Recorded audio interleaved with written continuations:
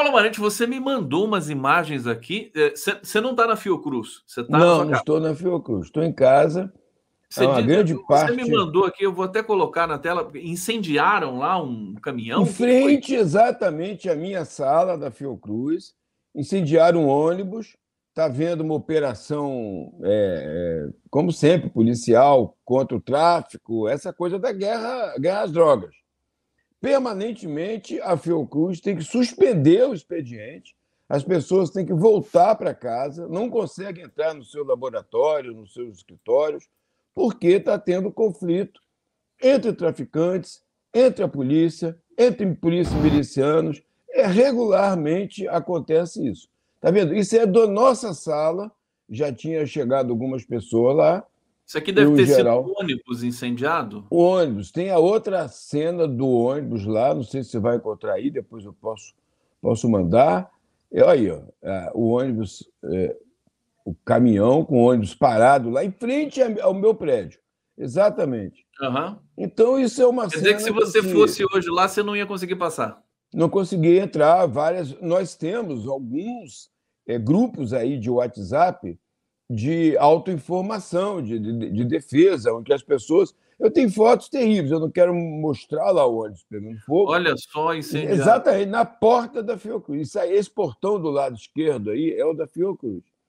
E os colegas, os companheiros, pesquisadores, estudantes, no corredor, que é a área de maior segurança, né? Olha que O plano imagens, de então, contingência.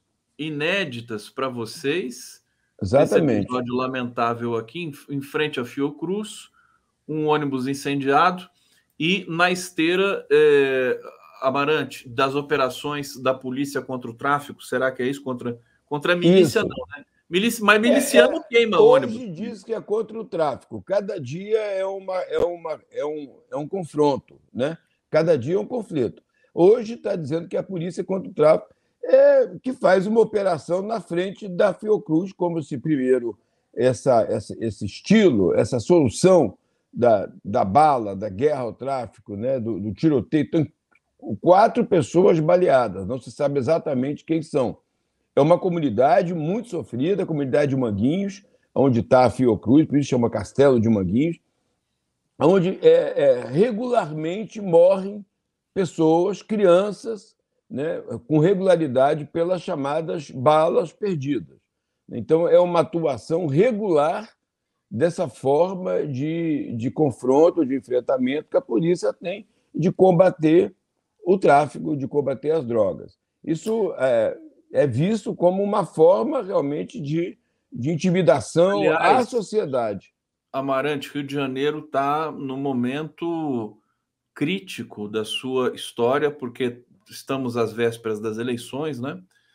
Para a prefeitura. Tem aí algumas alianças, parece que o Eduardo Paes é o favorito e tudo mais, mas é a hora de discutir também programas e caminhos, né, para a cidade do Rio de Janeiro, que é tão importante para todos nós. Você tem participado Você sempre participa de tudo, porque você é uma referência na questão da saúde pública, das prévias aí eleitorais do Rio de Janeiro. Como é que está a Eu tenho discussão? participado de reuniões, tenho acompanhado alguns candidatos, né? Eu acompanho candidatos que são ligados tanto ao PT quanto ao PSOL, aos partidos mais de esquerda, né? Eu acompanho, tenho participado de eventos e acompanho sempre que possível nas minhas falas, nas minhas intervenções. De fato, o Rio de Janeiro não pode deixar de pensar a questão estrutural que nós estamos tendo, da violência estrutural e da forma com que, historicamente, o Estado, o poder público, tem lidado com essa questão, né? Sem não investimento. Essas comunidades, Conde, não têm qualquer investimento em escolas, em creches, né? Centros de saúde fechados. Nessas situações, você imagina, ali tem um CAPS, que a gente ajudou a criar, o Centro de Atenção Psicossocial CAPS Magal. Magal foi um usuário morto no conflito com a polícia, o bala perdido. Ele dá nome ao CAPS, né? Então, quando tem um confronto desse, você não tem o CAPS funcionando, a equipe de saúde da família, que lá tem a clínica Vitor Vala, foi um grande pesquisador da Fiocruz. Nós temos ali todo um trabalho de saúde coletiva no território, que volta e meia é interrompido.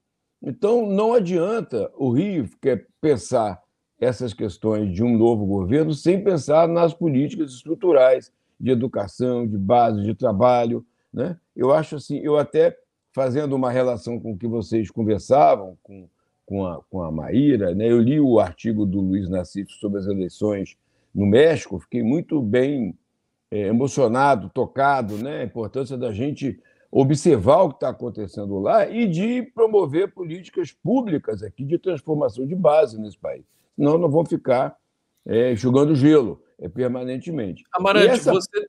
Desculpa, pode concluir. Não, pode falar. Não, porque essa política de repressão de guerra às drogas é uma das coisas mais nocivas, mais perversas que nós temos nas nossas políticas, seja em São Paulo, seja aqui, né? Aliás, dois governos ligados à direita, né?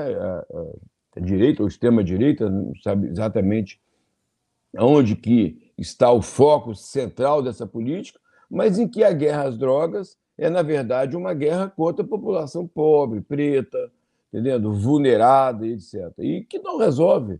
Então, é o momento também de discutir com seriedade a política de drogas. Aí chega um senador, Rodrigo Pacheco, e piora, quer dar um retrocesso, criminalizando qualquer porte de drogas, como que já não fosse suficiente o estado que nós temos das prisões, do afastamento das pessoas da sociedade, por aí afora. Amarante, eu tenho comigo que você tem uma relação íntima com o México. Estou enganado, não?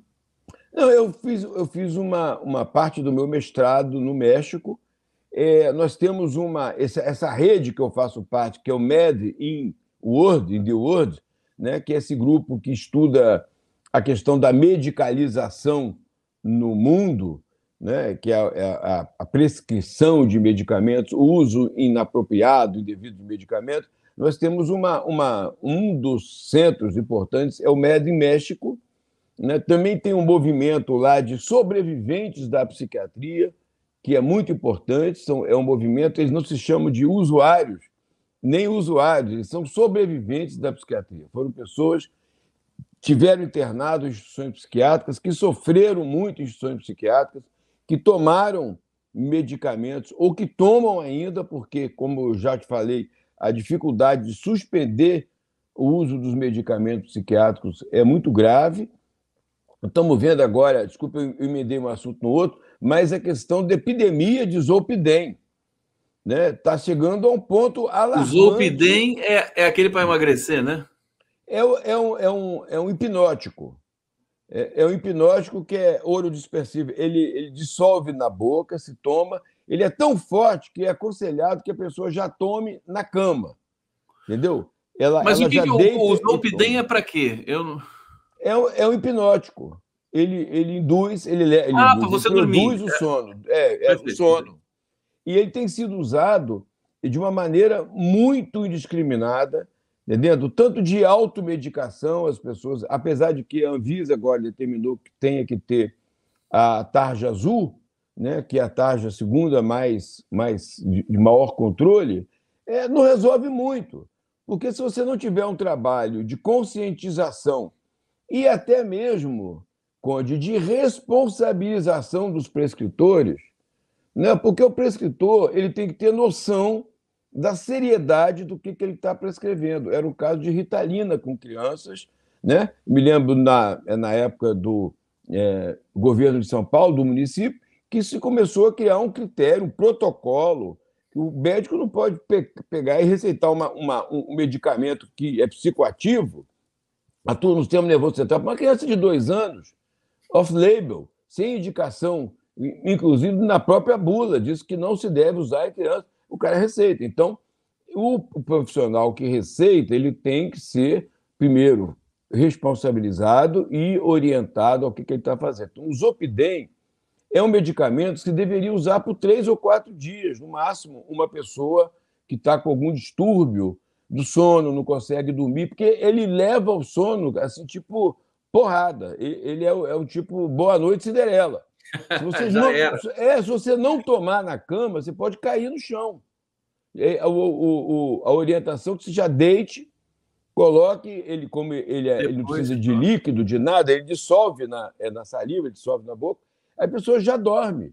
Então, ele E aí, para quem está com insônia, quem está. E Você tem não. causado dependência, o Zolpidem, então? Muita dependência, é muito difícil de ser retirado, por isso se diz que não se deve nunca ultrapassar os 3 meses de uso da dependência nos dois sentidos. A pessoa está ansiosa, está cheia de problema na vida, no cotidiano, dor de cabeça, né? De questões. Aí ela deita, não consegue dormir, fica pensando. Liga a televisão, o que piora, né? Os estudiosos do sono, o Siddhartha Ribeiro, por exemplo, fala. Aí você liga a televisão, piora tanto pela radiação quanto pela ligação. Aí você fica ligado no programa, no debate, alguma coisa, e você vai levando. Numa partida de futebol, que começam 9h30, 10 horas da noite, aí você vai ligando. Aí não A não ser dorme. se você colocar na Globo News, assim, porque daí você escuta o Gabeira falando, você dorme, né? Eu Aí tô brincando. dorme, Tô dorme. brincando. Tem uns ali que dormem. Eu vou também falar da CNN, você dorme de raiva, né? Você dorme de Quando você raiva. vê de raiva, você dorme de raiva. Aí dá um sono assim é É intolerável ouvir indignação, né, aquelas professor? Tô indignado. indignação.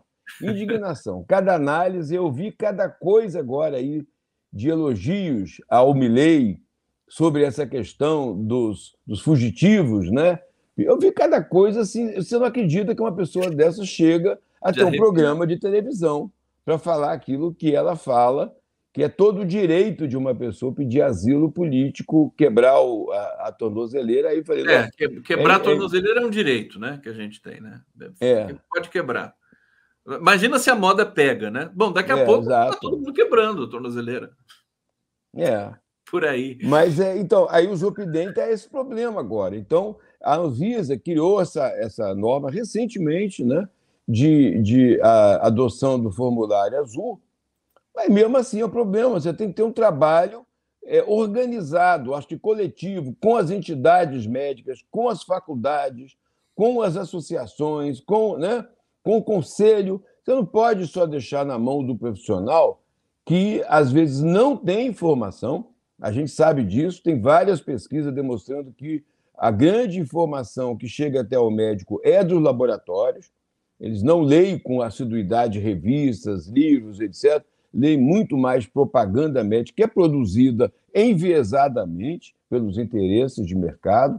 Segundo lugar, que ele precisa de uma forma de acompanhamento mais rigoroso do que ele está prescrevendo, né? E como retirar. E, por outro lado, a propaganda ela é tão forte, né? A propaganda da indústria, que você tem que ter limite também, porque, afinal de contas, você não está vendendo bala, bombom, picolé, você está vendendo um medicamento que atua no sistema nervoso central, que causa efeitos terríveis, inclusive físicos, né? No sentido de problemas cardíacos e respiratórios, pulmonares, né? Outros problemas. Além disso, uma dependência química gravíssima, que depois não se consegue retirar, a não ser com muito custo, né? Com muita dificuldade, e as pessoas, então, têm uma pressão da indústria farmacêutica na mídia em geral, né? Nos médicos, nos congressos, nas publicações, etc. Paulo Amarante aqui no 11 News. Deixa eu ir para o bate-papo trazer o comentário do Zé Carlos Faria. Muito grave. Tramita no Senado a PEC 65, que transforma o Banco Central em empresa pública para dar uma autonomia maior e ficar na mão do mercado. Esse prêmio da Alesp faz parte desse movimento, o prêmio que o João recebeu, né, no encontro que ele teve também com o Tarcísio. E o Zé Carlos Faria me mandou aqui também um vídeo da Globo News patrocinado pelo Banco Central. Na verdade, é um vídeo do Banco Central, um reclame, né, do Banco Central, que acabou de passar na Globo News contra a PEC 65. Ele está colocando, acho que mais um comentário aqui, deixa eu ver. Na CCJ do Senado amanhã, 12 de junho, votação da PEC 65 2023, que transforma o Banco Central em empresa pública e joga mais ainda na mão do mercado. É uma coisa, o Congresso está fora de controle nesse sentido. É uma descompensação muito grave para a saúde mental da democracia brasileira, né? O Paulo Amarante, essa projeção do Congresso o núcleo de chantagens ali do Arthur Lira, essas precipitações do Rodrigo Pacheco, e o presidente Lula, acho que estrategicamente, recuando desses confrontos diretos, inclusive recomendando que não se faça, não se polemize com X ou com Y dessas pautas terríveis aí de comportamento e tudo mais. Você não acha que isso é um perigo para a gente, para a democracia? Eu não sou analista político, né? Não tenho. Eu assisto e acompanho com muito respeito e admiração o João e a Maíra. Adoro a terça-feira aí, que realmente são pessoas com um nível de informação, de capacidade de análise muito grande. Eu acho que o recuo ele é estratégico em alguns momentos, mas se você for recuando, você vai ser tomado vai cair no por essa penhasco, pauta, né? Vai claro. recuando, Você vai cair, aquela selfie perigosa, né? Você vai se vendo, chega para trás, a moça há poucos dias foi atropelada por um trem aí, né? Fui fazer uma selfie, foi chegando para trás e entrou na linha do trem, foi atropelada e morta, né? E então eu acho assim, realmente é um momento, inclusive para dar algum tipo de expectativa às pessoas que acreditam numa mudança substancial na política, né, na educação. Nós temos que tomar medidas concretas de mudança. Me lembro do velho Darcy Ribeiro, né, dizendo o que a gente deixasse de gastar em educação naqueles anos que ele criou o CIEP, nós iríamos gastar hoje em prisões. É isso que o Rodrigo Pacheco está fazendo, está jogando para esse público conservador que eles próprios vão criando essa demanda. É um público que espera, né? Ele vai perdendo a tolerância com a diferença, né? Porque cada vez mais eu acho que, analiticamente, Conde, o que as pessoas estão sentindo? Que elas estão cada vez mais menos sujeitos de direito, estão cada vez mais objetos de ações externas. Elas não mandam, elas não querem votar, elas não querem ouvir opinião pública responsável porque elas acham que não adianta. Então, elas se unem nesses blocos conservadores, nesses blocos aonde elas tomam poder. Elas se tornam agora, assim, eu sou, entendendo? Um daqueles que consegue lá invadir. Você sabe que a minha... Assim, eu admiro você já de uma data longa, e quando você diz que não é comentarista político, mas eu penso que tudo bem, eu entendo perfeitamente, quer dizer, não é o profissional que está ali, né? E o João e a Maíra também, me parecem, são pessoas que são professores, né? Ligados à academia e tudo mais. Mas quando você, da sua profissão, né? Psiquiatria, quando você analisa a política, vem uma leitura diferente e importante para todo mundo, né? Eu acho que é essa diversidade que me interessa muito aqui no programa e que interessa para a opinião pública. Não vi sempre do cientista político, ou do comentarista profissional. Quer dizer, eu acho que esse que é o grande charme, o grande detalhe, e por isso que aos poucos aqui eu estou trazendo a pauta política para você comentar, como você comentou agora, cada vez mais. O Zé Carlos Farias ainda está dizendo aqui, o vídeo é do Sindicato de Servidores do BC, do Banco Central, contra a PEC. Ah, desculpa, não é do Banco Central, é do Sindicato de Servidores do Banco Central. É do sindicato. Contra a PEC. Obrigado, Zé Carlos Faria, pelos esclarecimentos. Amarante, você foi chamado para falar sobre as enchentes no Sul. Convidaram você para comentar, digamos assim, como é que será a restauração também da dimensão subjetiva, psicológica, de todos esses gaúchos afetados por essa onda terrível que teve aí? Ou você, como é que foi? Eu lembro que você falou que ia conversar alguma coisa com o pessoal. Eu fui convidado ou fui destacado pela Fiocruz para fazer parte de um grupo-tarefa que ajudou a refletir, a pensar, a identificar, a diagnosticar e ver como a Fiocruz, enquanto uma instituição de âmbito nacional, de peso na área da saúde e bem ampla, né? Que a Fiocruz não é uma universidade, não é só um instituto de pesquisa, a Fiocruz é uma A Fiocruz é uma universidade federal? Não, a Fiocruz não é uma universidade, é uma autarquia de saúde pública, né, federal, Federal. tem sede em vários estados do Brasil e fora do Brasil, né? Ela tem uma atuação na área geral de saúde. Ela tem formação de pós-graduação, tem 12 programas de pós-graduação, biologia molecular, saúde coletiva, saúde pública, né?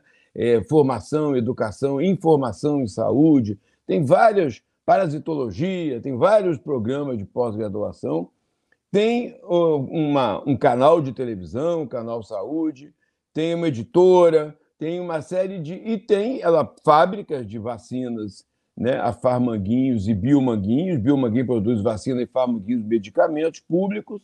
É uma formuladora de política pública, então ela tem um peso importante. É uma potência, né? A Fiocruz é É um uma orgulho potência. do país aqui. Agora, ela se enquadra, então, nas universidades federais, da questão Não, da greve? não, ela não se Não? enquadra, não estamos em greve, não está em greve.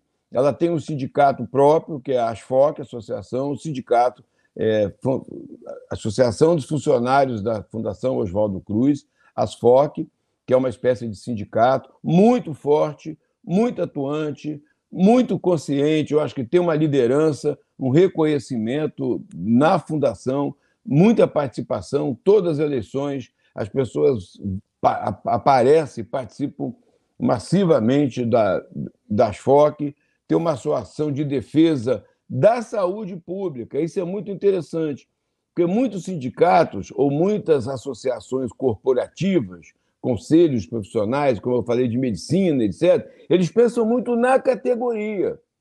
Eles pensam assim, como que o médico vai lucrar com isso, como que o médico não vai ser prejudicado, ou o psicólogo, assistente, tudo. E as FOC não. As FOC têm uma atuação de defesa da saúde pública. A Fiocruz, né, foi uma das entidades dos grupos que apresentou a proposta do SUS no Brasil, Sérgio Aroca, que leu, né, a Farmácia Popular, vários programas. Foi a Fiocruz que sugeriu a criação do SUS? É isso que você está me Não, falando? o documento que cria o SUS, que é a questão democrática na área da saúde, foi apresentado pelo Centro Brasileiro de Estudos de Saúde, o SEBS. Mas quem apresentou na Câmara dos Deputados, em outubro de 79, foi o Sérgio Aroca, que era presidente da Fiocruz, presidente do SEBS e da Fiocruz. Então, dentro da Fiocruz, mas também da Universidade do Estado do Rio de Janeiro, da UERJ, o FRJ, existia um grupo de profissionais da área de saúde coletiva, militantes, atuantes, que defendiam a criação de uma política pública, né? Então, esse documento, ele, na verdade, ele não é de uma entidade ou outra. Mas eu lembrava assim, como o Aroca foi estrategicamente a pessoa encarregada de apresentar esse documento, ele foi presidente da Fiocruz, foi presidente da Conferência Nacional de Saúde, aquela conferência que dá a virada, né, que cria a participação e o controle social. Então, as FOC, a Fiocruz, vem nessa tradição, que é muito importante. Ela é uma autarquia federal, não é universidade, tem uma vinculação formal com o Ministério da Saúde, mas tem, por exemplo, um plano de cargo e salário ligado à política de ciência e tecnologia, né? Tem um desempenho muito importante. A Fiocruz, sem dúvida alguma. Meu querido Paulo Amarante, Paulo. A gente estava com o João aqui na cabeça. A gente pode criticar, pode reivindicar, tudo, mas a saúde pública brasileira é um acontecimento, né? Independentemente dos governos de turno, ela tem vida própria, né? E sim, eu entrevistei tanta gente ligada à saúde pública brasileira, pensando nas campanhas de vacinação, na questão da psicologia, o Conselho Federal, as discussões que foram trazidas para lá. A saúde pública brasileira é uma potência, né? É uma coisa impressionante. Eu tenho aqui, tem 1 minuto para você fechar falando sobre isso. É uma potência. Eu me lembro, por exemplo, de Giovanni Berlinguer, né, o deputado, depois senador da Itália, de tantas figuras internacionais que chegam aqui e falam da admiração ao trabalho, à política, à consistência, à coerência da Fundação Oswaldo Cruz, né? E dentro dessa a saúde pública brasileira, entendeu? Então, no período da pandemia, é que as pessoas puderam perceber o que é o SUS como base estrutural de uma política de saúde pública no país. Eu, às vezes, penso que se não fosse o governo do cavernícola, como diz o nosso querido Walter Pomar, o Brasil poderia ter passado quase ileso, como no fim das contas a China passou pela Covid. No primeiro momento, né? A China passou assim com, sei lá, nem 50 mil mortos, pensando nos 700 mil que foram os notificados, né? Eu fico pensando nisso, quer dizer, porque daí o que ia acontecer? Quer dizer, a atuação, a comunicação ia funcionar muito mais e você não teria o péssimo exemplo, que, aliás, é uma discussão que talvez a gente possa travar na semana que vem. Está muito difícil de recuperar, por exemplo, a vacinação no Brasil, né? Depois dessas campanhas contrárias à vacinação. Houve um desmonte da estrutura do Sistema Nacional de Imunização, houve um desmonte, né? Um ataque, e todo esse ataque ideológico, né? Que a vacina não cura, que a vacina produz jacarés, essas coisas loucas, né? Que você falando parece que é piada, mas não são. Meus amores queridos aqui do coletivo do 11 News, muito obrigado pela presença. Continuem com a nossa programação. Obrigado, Paulo Amarante. Como é que está a vista, meu querido? Está melhor? Está melhor, está melhorando. Ainda não tá totalmente, mas tá lento mesmo. Estou mais né? otimista. É assim mesmo, né, Amarante? É isso. Que bom.